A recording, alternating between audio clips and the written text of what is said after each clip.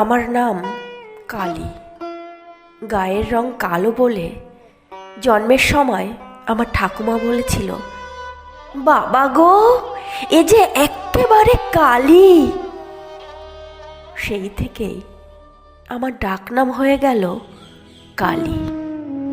মা ভালো নাম রেখেছিল শ্যামা।